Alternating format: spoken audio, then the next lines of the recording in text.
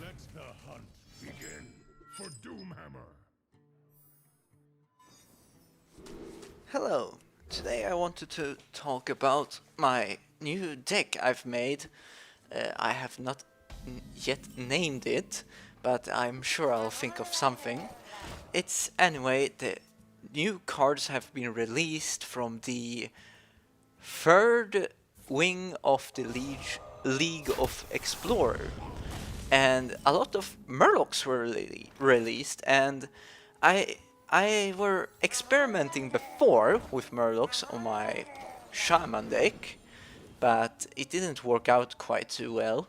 And I tried with Hobgoblin in a Warlock deck. It worked quite well, but since I want to have one of every class and you can only have 9 deck slots, I have been forced to cancel that and play my normal deck there. And I tried some Hobgoblin in the Hunter deck, and it was quite okay, but I changed it up there eventually, and I tried it with the Murlocs, but it didn't work out quite well. But now, with the new cards, it actually works quite well. I have not tested it thoroughly, but so far, so good. It has been fun for me to play. Normally I play these control-y type of decks, slow types, because I don't like, you know, just rushing people's faces, because I don't think it's fun. However, with this deck, it's a bit more all-in-ish aggro, but it's a very board-centric deck, as you can see if you look at the deck list. It mostly contains minions, which means you are forced to have somewhat of a board control, like a Zoolock. It's quite good to trade at times, just to not get knife juggled or blistered away by some other strange combo. You can probably use your imagination. And something painful, you don't like AoEs when you play this deck. It's heartbreaking, but so far it has been amazing to play. I have had quite some fun. Usually I don't have fun when I play aggro decks. So what is the difference from now and before? Well, now the new cards is the Murloc Tiny Fin, and you got Finley Murgleton, Jeweled Scarab from the first wing, I think, in the League of Explorers. And everything is awesome. That's the new cards from the League of Explorers edition. However, these cards, as you can see, there's a lot of Murlocs with 1 damage, which combos very, very well with Hobgoblins. It has actually won me quite a few games so far as I have played.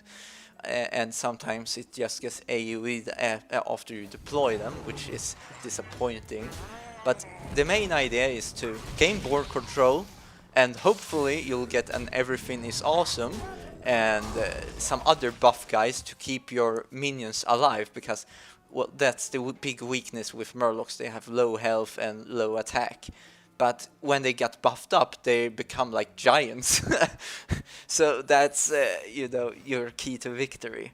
A bit of luck and a lot of fun. And the Jeweled Scarab, you might think, why have this card? It's sure, it combos with the Hobgoblin, but it's a 2/1/1.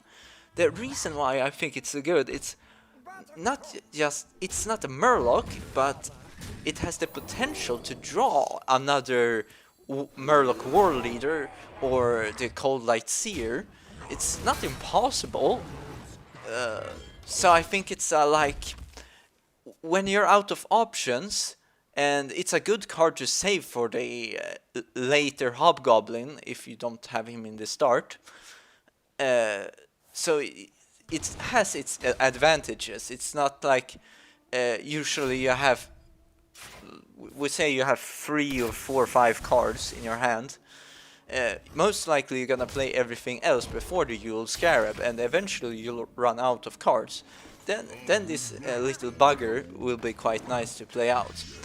And this Murloc Tiny Fin, its speciality is that it's like a wisp, but it's a Murloc, which means it combos very well with your stuff. And one thing, not everyone is used to play against Murlocs, so it's a very good time to play it aggressively. That's why I wanted to pump this video out as soon as possible, rather than at the 500 win video, which will take quite a while because I'm like at 82 wins or something with my Shaman. So it's a long way to go. But one day, and who knows, I might be playing a completely different deck by then. Considering how my other decks have developed as I've gained gold. But in any case, you can probably guess by the rock biter what it's for. It's to clear minions, the flametounge to make better trades and just do a lot of damage. Well, for when you enter big trouble, like a Tyrion or some death rattle, use Hex. Can also be used for tempo, as they play desperately to claim board control, and you're like, ha ha ha, no you don't. And Lofeb, I switch him for Ragnaros because Ragnaros is too slow, and in aggro decks you usually want something to stall. And this card is like one of the best for that very thing, to like one turn delay in their like flame strike or something of that kind. Heal, what's it called? Lay on hands. Makes it rendered useless spell. Everything awesome. It's like the Bloodlust, but 1 damage less, but the buff is permanent. That's why it's so good. And if you're lucky to get out a lot of Murlocs early, you could play it for a very cheap amount. I think I played it for like 2 or so. I had a few games, maybe I had for less, but I don't know right now. I had a really epic Warlock game that I wished I record. That's why they need replay system in this game, because I don't want to record all the time as I play, to save hardware. I think at least I do it, saving lifetime. It's expensive to buy 2 computers, as you can probably imagine. And Neptulon, he's an amazing card because he gives you 4 Murlocs. It's like, BAM! You're out of cards? Here you go! Open the bank! And he's a big dude, which probably will get their big game hunter and everything, which is depressing, but still, he can be a lot of use. And I forgot to mention Old Merc... no, not him. Sylphine Spiritwalker, that guy. They look alike. Maybe they're family. It's like the same Murloc. Anyways, these guys with these low health ones, as they clear and kill and you trade, these guys will draw you a ton of cards. So, and along with this Yule Scarab, it was one of the older decks' weaknesses that they couldn't draw. So now you got quite a few draw mechanics. You got ways to buff your minions to avoid having them cleared by just a Fan of Knife or Unleash the Hounds. Although it's very possible threat to happen in the early stages, but hopefully you'll draw into something that can save your board. And if they clear your board, it is possible to recover. I've done it, especially against that Warlock. It was amazing, that game.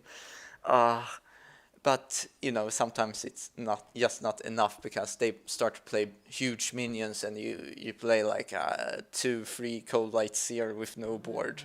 Then you know it's game over, man. And Alkir Windlord, I just think it's a very cool card, so I thought I had him in.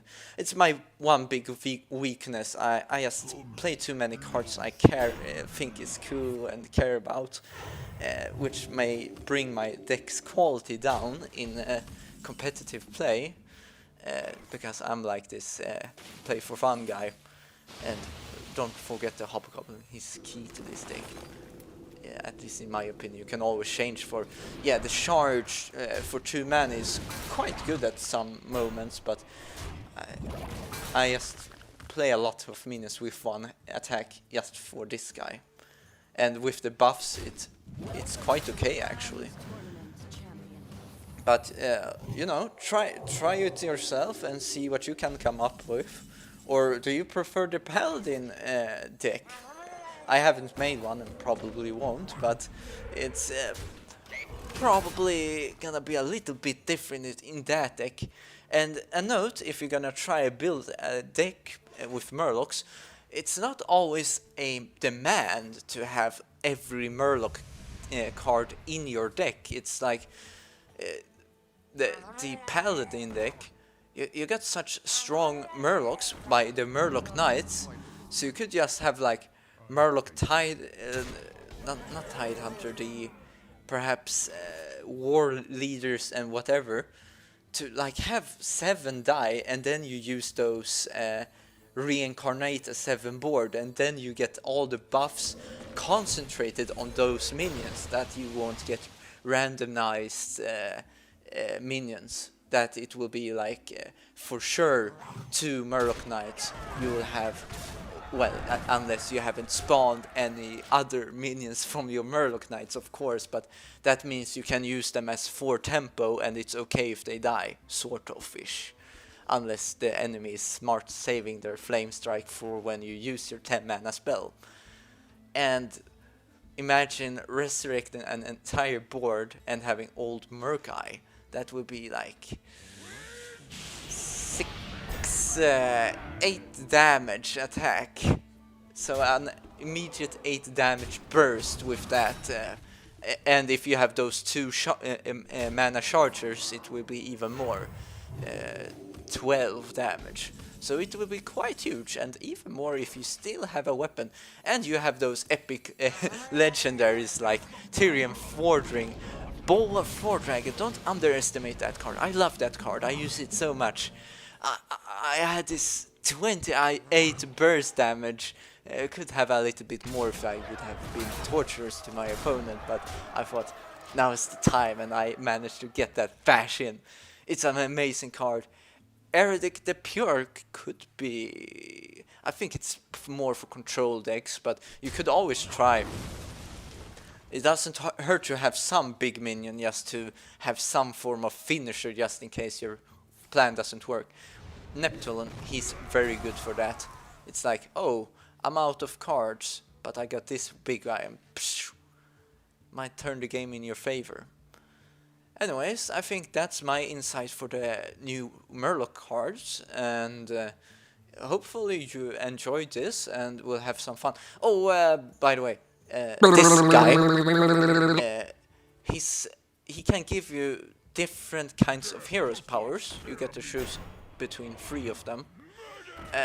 Usually the Shaman one isn't too good for Murloc decks because of if you get like a spell power totem with this deck, it's gonna be the worst possible totem you can get. And the healing totem for your minions, it isn't too useful because the Murlocs doesn't have that high amount of health to heal, and usually when they trade they die. The taunt totem is, I guess, the best one, and the little damage one for trading. But otherwise you probably want the paladins for the 1/1 guaranteed. You probably want perhaps the druid one because you actually heal if you go face with your face. The mage one isn't too bad. You can ping something without sacrificing a unit if you get the opportunity. And you can imagine Warlock is probably one of the better ones if you like, oh, I run out of cards all the time, what do I do? Tap, tap, tap. That's what you do. Like the Warlocks. That's why you played Murloc in Warlock decks before.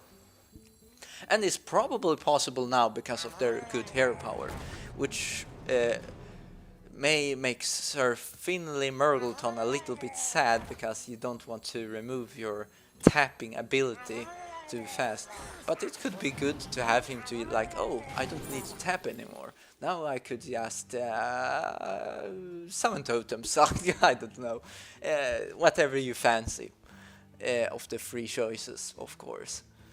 And who knows, maybe next expansion we'll get a new hero class, or class, hero class, I don't know what to call it, with a new hero power. So Hearthstone has a lot of potential, and eventually it will, these cards will, they will shift from bad to good to better to worse. So that's the fun aspect of this random mechanics they have, because as they add more bad card for the randomness, they indirectly nerf them. And if they add good cards, well, I'm sort of rambling on now on my theories of this game. So I better run back to editing table, because I don't have time to do much else. I don't record, but I record sound. Take care now, and that should be it. Otherwise, I'm gonna be sad afterwards, but I'm usually that anyway, so take care, guys.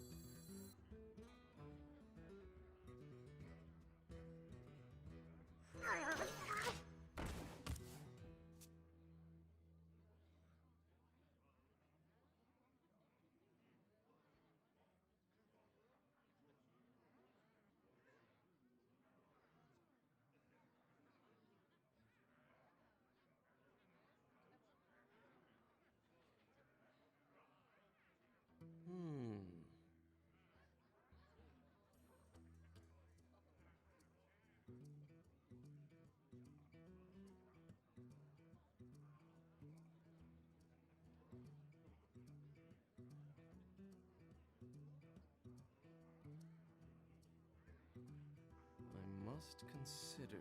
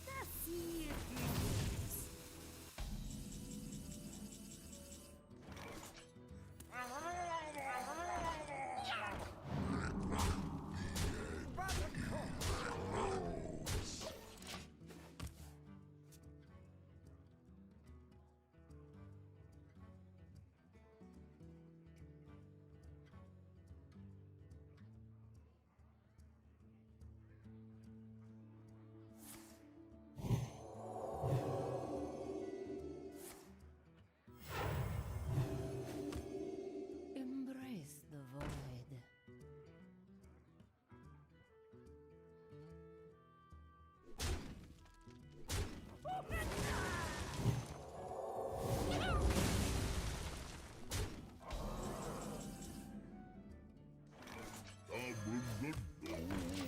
Reporting for duty.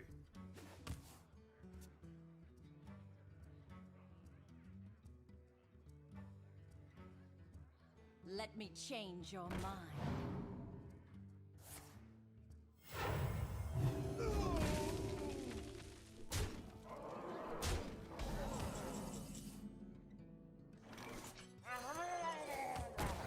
Reporting for duty. You win this.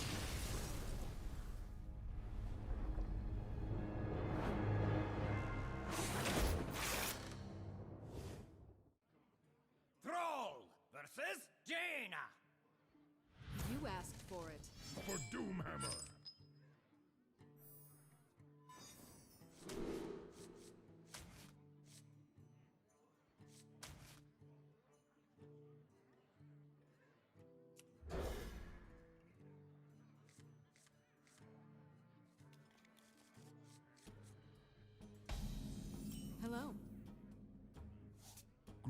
eastward.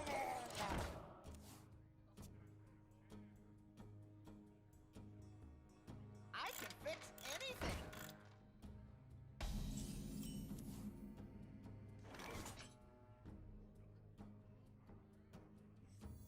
Who's up for the adventure?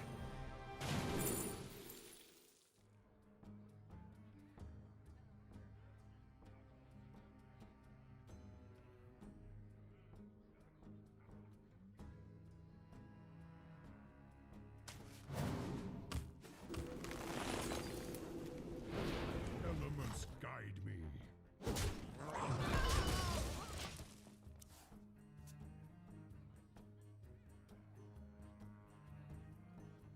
Hello, hello, hello.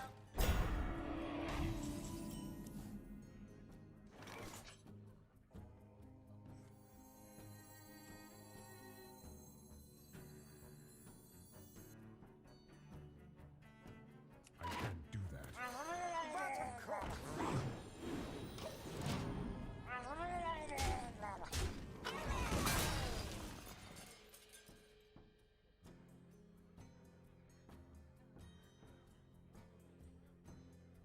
Powering up! Portals online!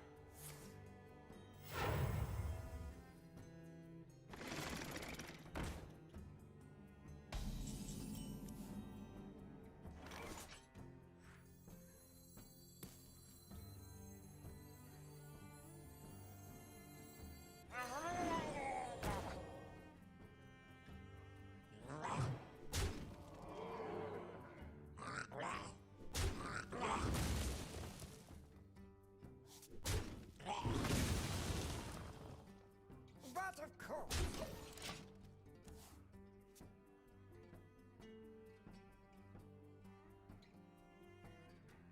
Powering up! Portals online!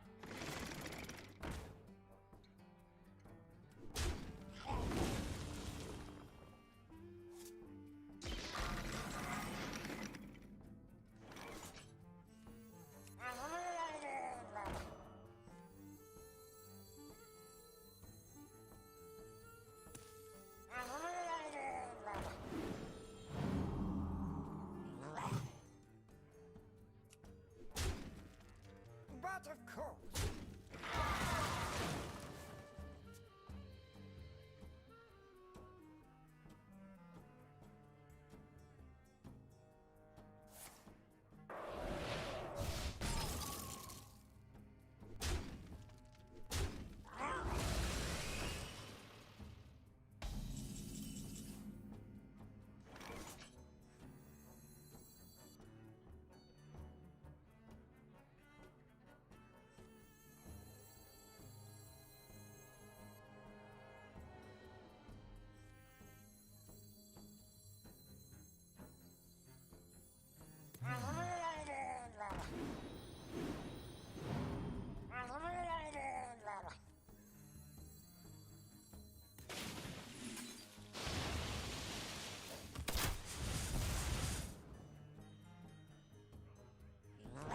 But of course.